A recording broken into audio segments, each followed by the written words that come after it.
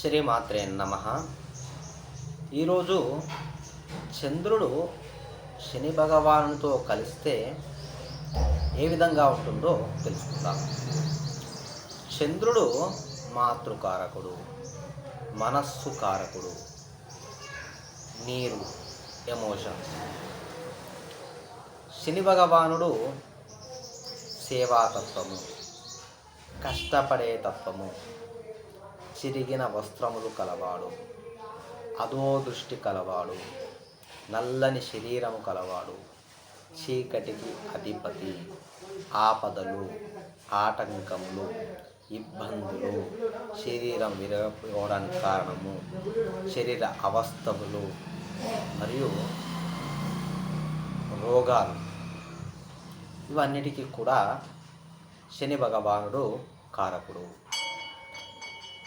మరి అందరూ అనుకుంటారు, అనుకోవడం కూడా కాదు, శని భగవానుడు అంటే తిడుతూ ఉంటారు. దానికి శని భగవానుడి తప్పేమీ లేదు. అంటే ఏ విధంగా అంటే, ఒక్కొక్క గ్రహానికి కొన్ని అడ్మినిస్ట్రేషన్స్ ఉంటాయి, పరిపాలన వ్యవస్థ.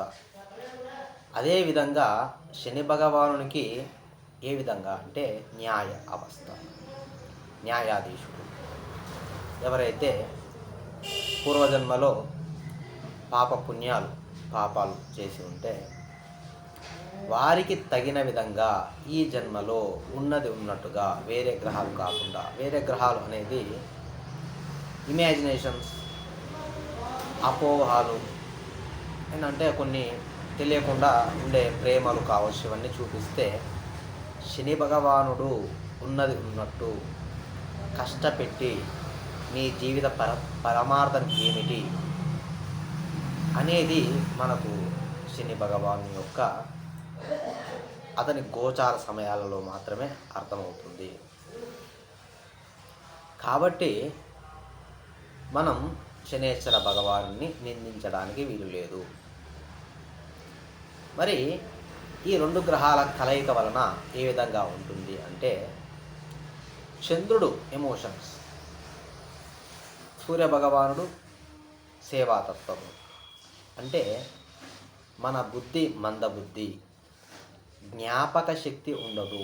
ఎంత చదివినప్పటికీ కూడా మనకు ఆ టాపిక్ అనేది గుర్తు ఉండదు. మనస్సు చంచలత్వం ఉంటుంది. చిన్న విషయానికి కూడా బాధపడతాం.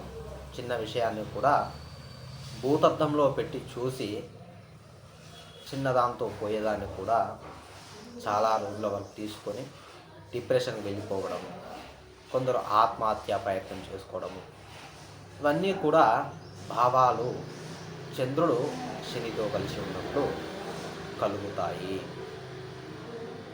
ఇదే ఏ విధంగా అంటే, చంద్రుడు నీరు, ఆహారం. అందులో శని భగవానుడు ఉప్పుకు కారకుడు. ఉప్పు ఎంత మోతాదులో ఉండాలో అంతే ఉండాలి. అది కొద్దిగా ఎక్కువ అయితే ఏమైపోతుంది అంటే విషంగా మారుతుంది. దాన్ని మనం తినలేము.